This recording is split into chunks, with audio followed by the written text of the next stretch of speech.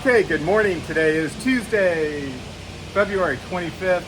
We're looking at the Ruffoni Lucy kitchen. We did a walkthrough on it a couple weeks ago before it went into the finishing shop.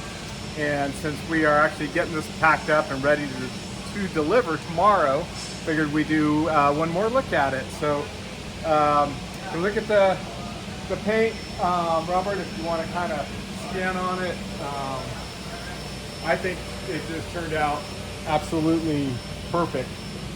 It's beautiful. All the joints are nice and tight. Everything looks great. It's painted to the inside, so you're not going to see any of this when the refrigerator doors open. A note for the installer, very important when you install this, that this dimension right here is 35.5 inches wide.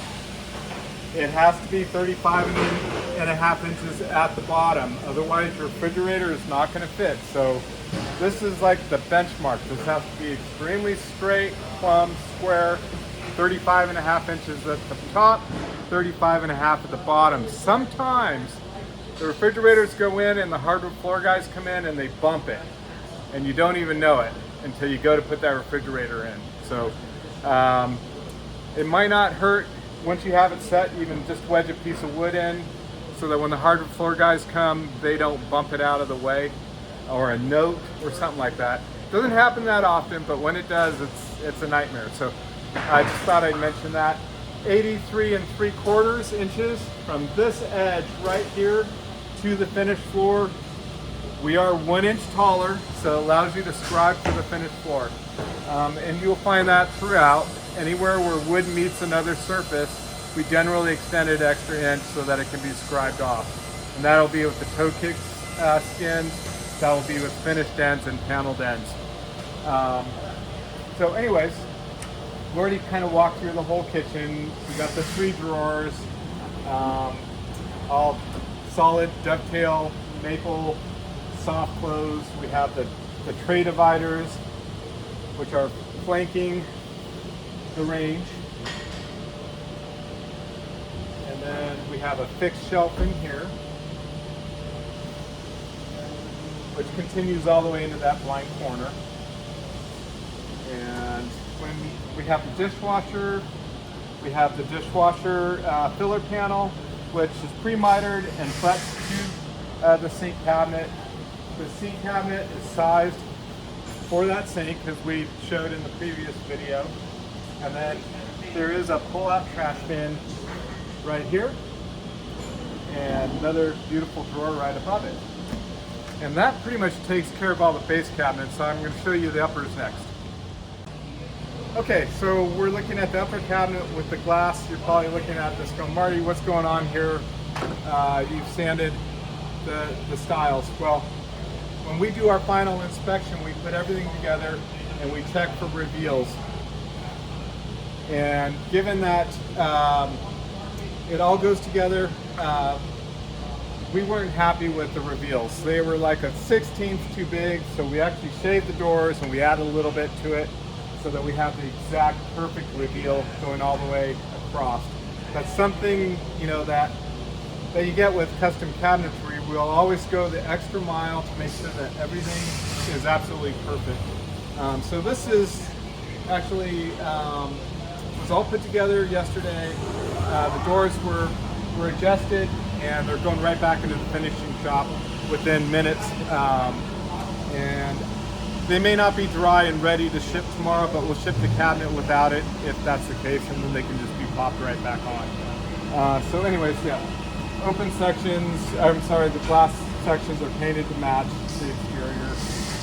And this one's not a glass door, so it's going to have just regular adjustable shelves. Wrapping around the corner, you're looking at all these upper cabinets upside down. And so this is the upper that goes into the blind corner. Tucked behind that one, we have the hood, again upside down. These trim pieces here are left loose. After it's installed, scribed in place, then that will get cut to size and then attached in the field. And again, another upper cabinet extending into the blind corner. with its return right over here. And you can see this bottom trim here. You have the bottom skin. If you look at the shop drawings, it shows on the cross section how that piece comes in here.